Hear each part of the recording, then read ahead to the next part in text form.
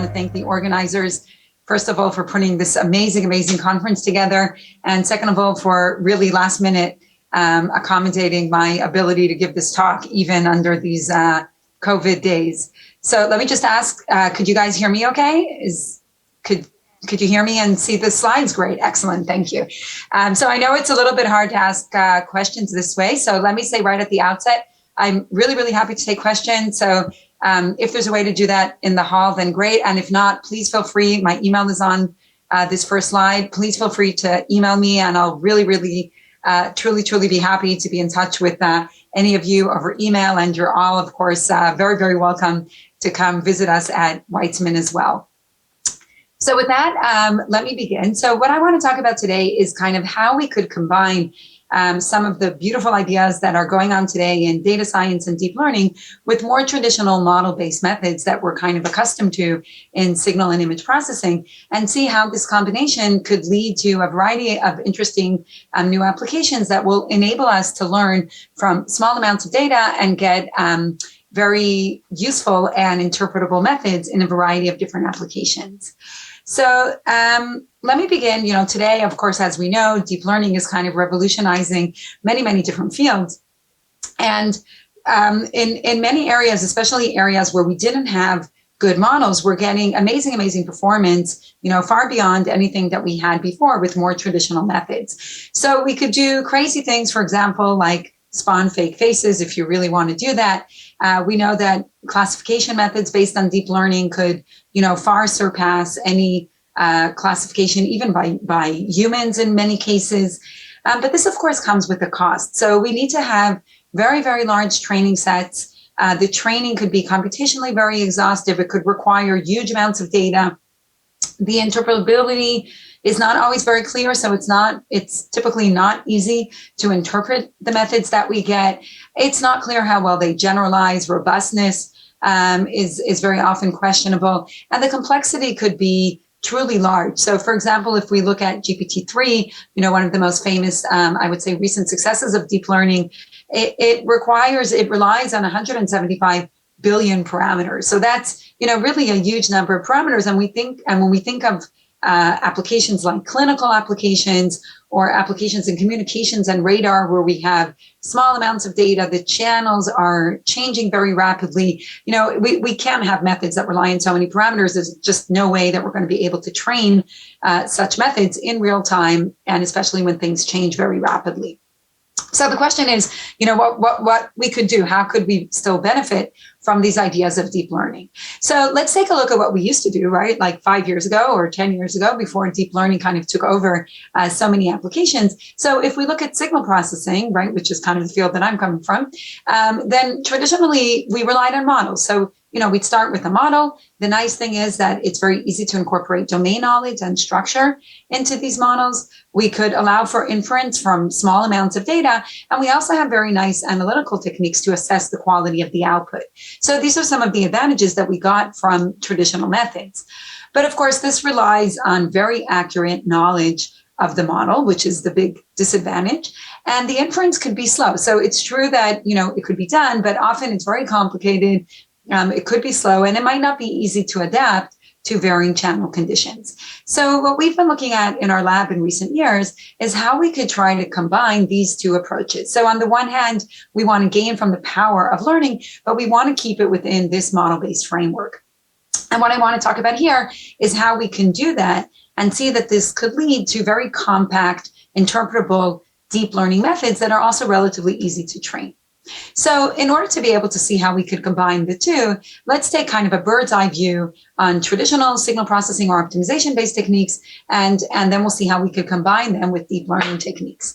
So in a standard signal processing or optimization method, what you would have is you have some data that you measured, let's call it Y, and you have some output that you want to infer, we'll call it X. So Y could be, for example, a low resolution image, and X could be the high resolution image that you want to try to estimate. And we rely on some known relationship between the two. So we're going to assume that our measurement Y could be modeled approximately as some function of X, some G of X that we assume is known. And then in order to find the optimal X, we're going to define some metric. So it could be, for example, some norm on the difference between y and g of x. And then we're going to come up with, use our favorite optimization method in order to minimize this or maximize this metric. So typically what an optimization algorithm will look like, it typically won't have a closed form solution. So what we'll have is some, pre-processing. We'll then have some iterations between some generic computation and some computation that depends on the model, this g of x that we use to model the problem. And then we'll have some post-processing at the end to get our output x. Okay, so this is kind of a pictorial view of what optimization and signal processing would typically look like. Now, on the other hand, when we look at deep learning, of course, the picture is going to be very different. So we'll have many paired inputs and outputs. That's our training data. We'll have some fixed architecture, some fixed network that we chose in advance. And we're going to be using these inputs and outputs to train the weights in this network. So the architecture is going to be fixed, but we're going to learn the weights from this training data, and then hope that if we put a new measurement y into the system, then hopefully we'll get a good output x. So the question is, how do we combine the two? And we're going to do that in two different ways. So the first method we're going to look at is what's known as unfolding or unrolling, which is a method that's based on the optimization technique and basically uses the optimization method in order to define layers in this network.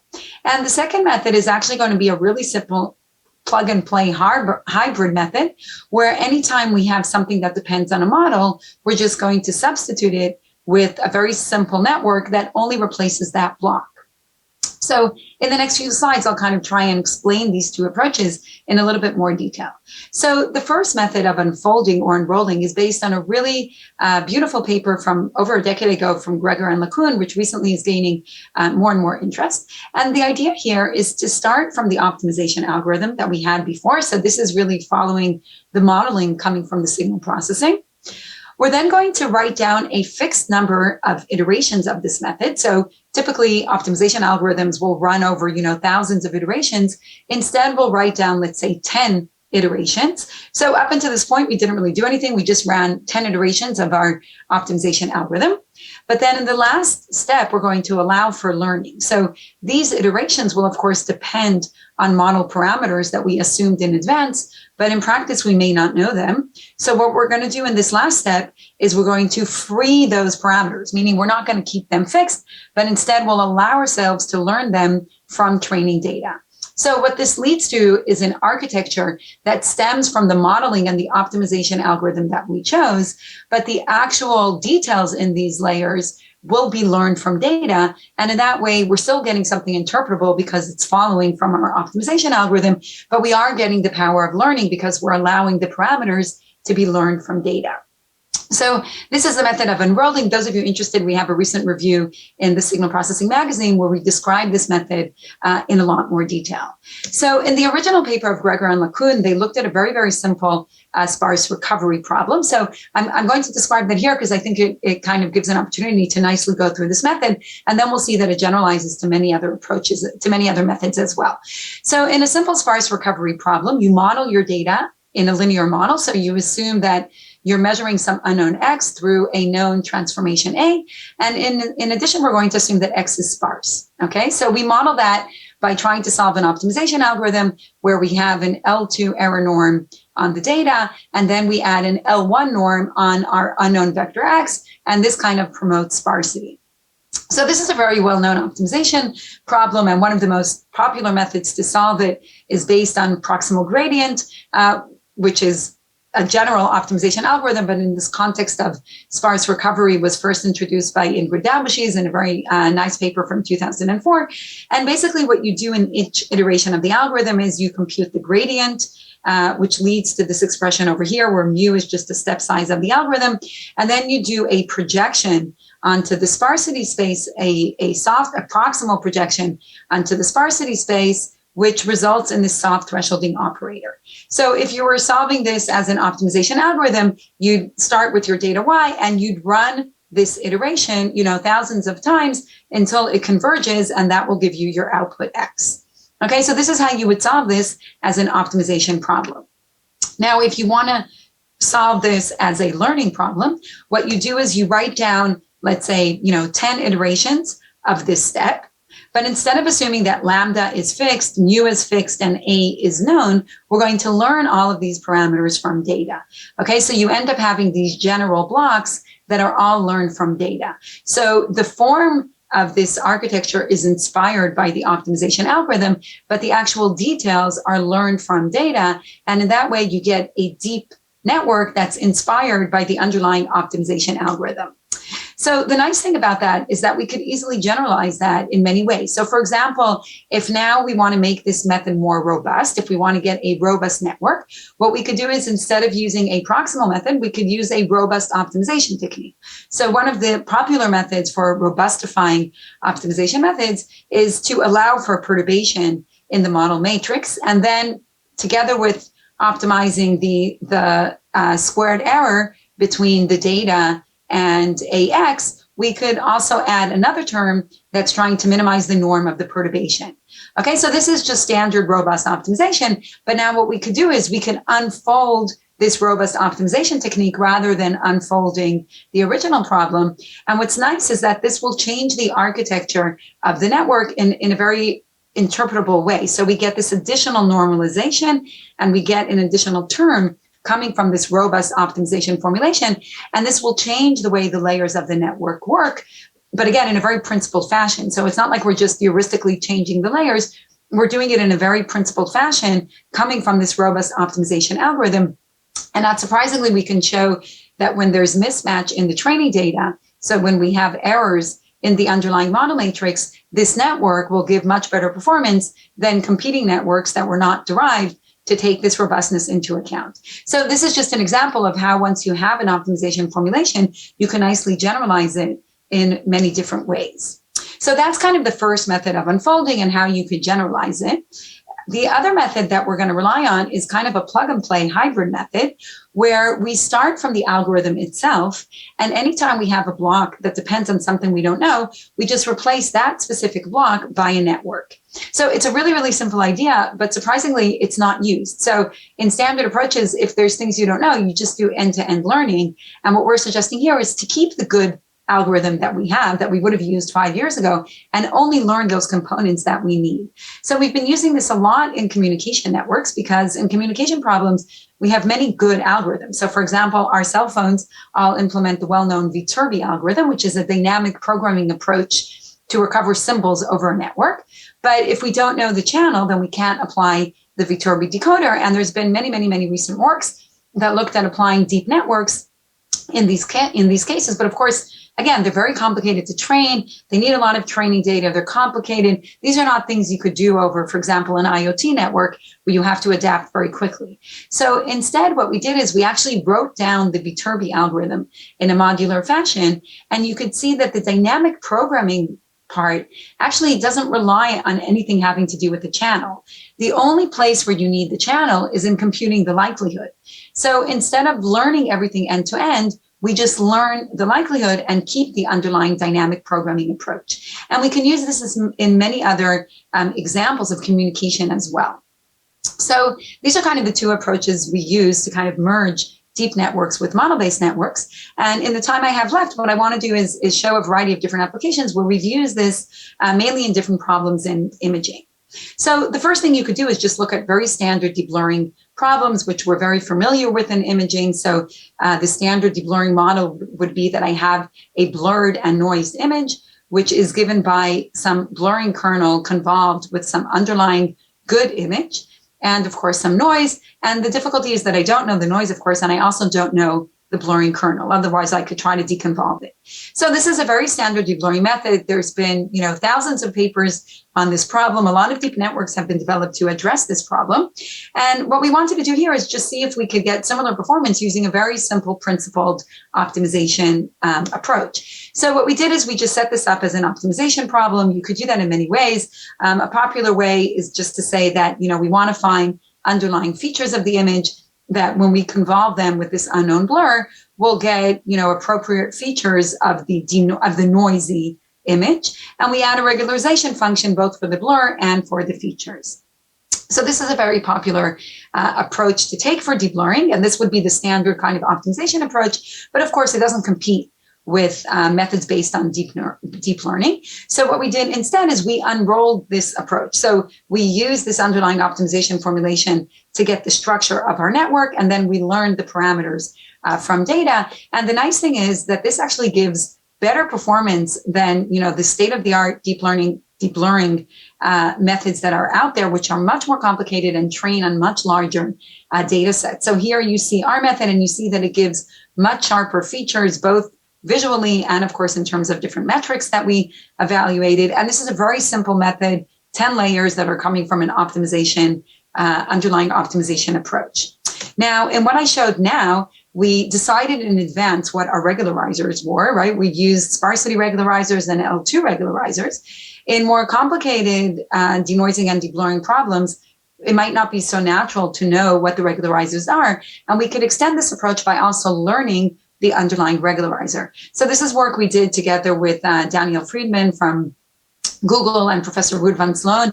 And basically what we did is, together with unfolding the optimization algorithm, we also unfolded learning of the underlying distribution. So instead of using, for example, a GAN approach to learn the distribution in advance, we unfolded learning of the distribution parameters. And this, of course, gives us much more power in our learning method. It does require more training data, but in more difficult problems, it gives us much more power. So here we see, for example, underlying clean images where we highly distorted them with very heavy noise, cropped parts of the image, very, very heavy blur.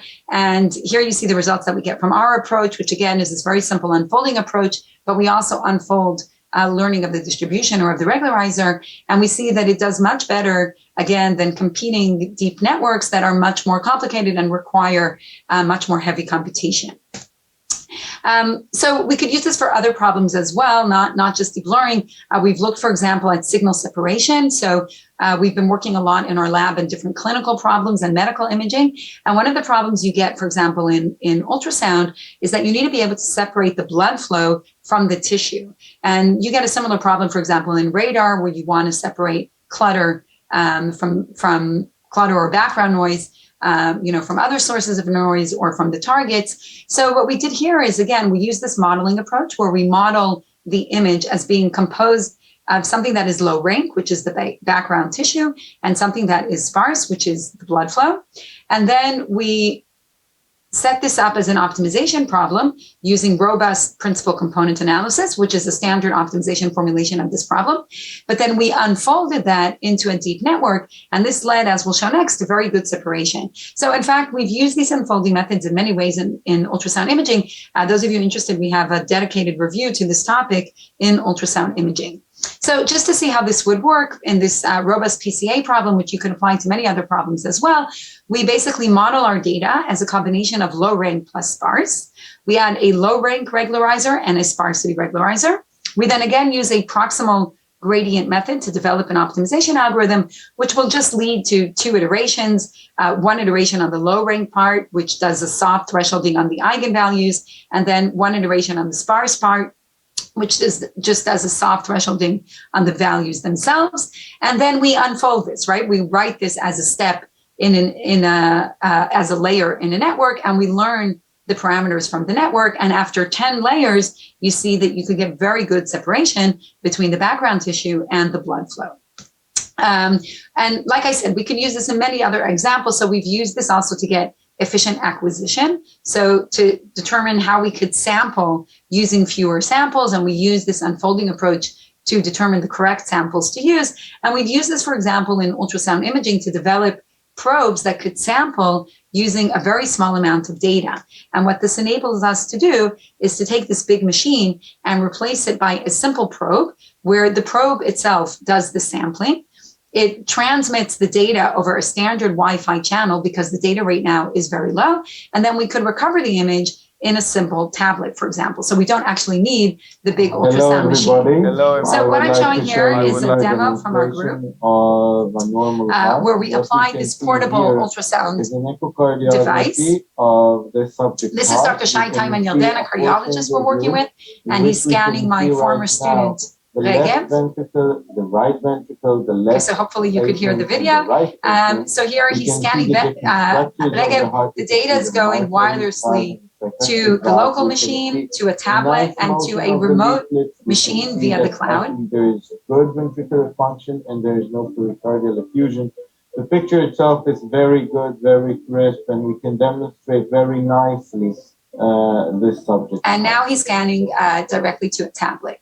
So the nice thing is, besides the fact that now we don't need a machine and we just have a compact probe, is that we also have access to the raw data, not only to the image, and we can take that raw data and process it in various different interesting ways. So we could get better images, we could get quantitative information out of that raw data, and not just form an image, but also form, for example, sound speed maps, which could tell us more about the underlying tissue properties.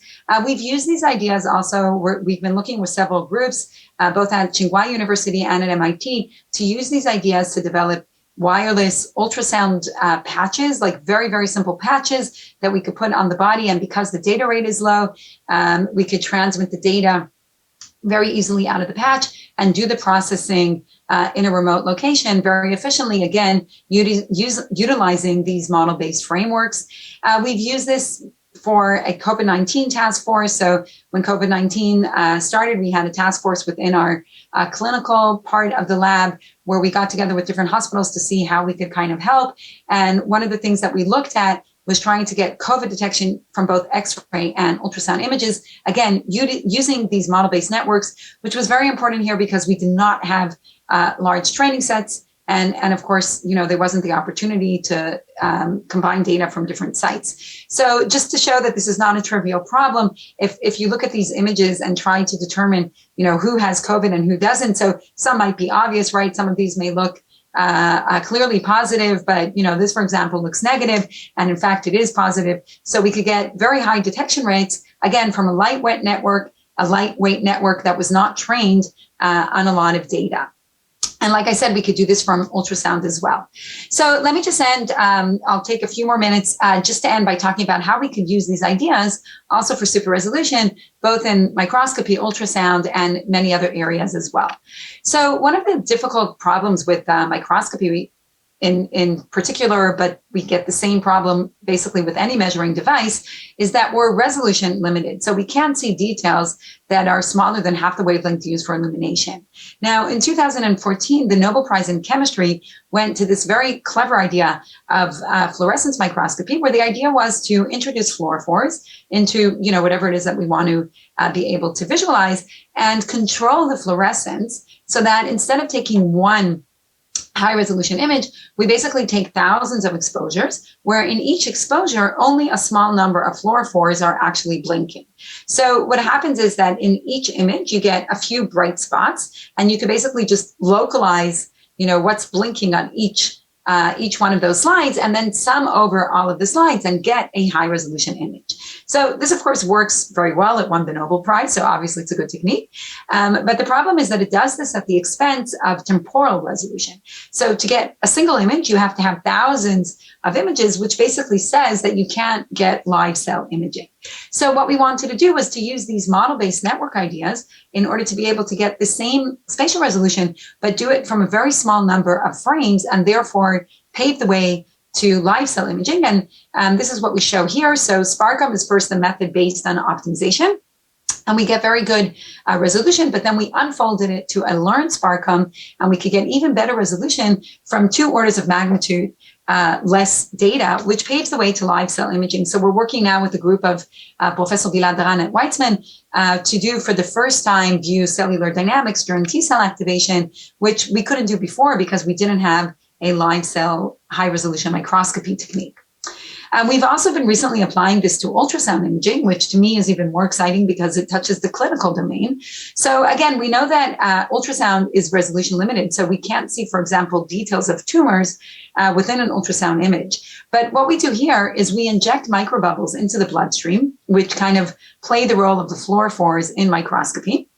And then we take the images and apply this model-based network idea. So here we did a study together with the amazing group of doctors led by Dr. Ahuva Grubstein in Beilinson Hospital. And these were 20 patients with different breast tumors. And what you see here on the left are these different tumors where clearly, you see a tumor in all of these images, but you can't see the details. So you don't know if they're malignant or benign. But after applying our model-based network technique, you can see that these are very, very different. So here you see that there's very high vascularization. It's very homogeneous, and this is indicative of a benign tumor. Here you see that actually it's just a fluid sac, and therefore it's just a cyst. Whereas here, unfortunately, it's actually a malignant tumor. And you can see that there's low concentration of blood vessels at the center. You have this very irregular look, which is, again, indicative of a malignant tumor. So by simply injecting these microbubbles and using these model-based ideas, we could all of a sudden get very, very high resolution out of these ultrasound images. And what's important to notice here is that there was no pre-training. So the model-based network was only trained on simulations. So to wrap up, hopefully on time, we tried to give some ideas on how we can merge signal processing algorithms with machine learning tools. And we've seen that from very small training sets, sometimes just trained on simulations, we could get very good performance. Our methods are still interpretable. It allows us to incorporate domain knowledge to adapt very quickly to different changes. And we're also working on theoretical analysis, which I didn't go into here, that can actually prove these results. And we really believe that model-based learning can help kind of bridge the gap between more traditional optimization and signal processing methods to deep networks in many different settings. So those of you interested, we have a recent review more generally on model-based learning that you're welcome to take a look at it. It's on my webpage. And of course, none of this would have been possible without my amazing, amazing group of students and staff that I have the pleasure and honor to be working with. So I'd like to thank them. And of course, the amazing collaborators that I've been working with, both on the theoretical side and of course on the clinical side. And thank you very, very much again for your attention and for listening despite the difficulty of doing this at a distance. And if possible, I'm really, really happy to take questions. If it's not possible, feel free to email me as well. So thank you very much.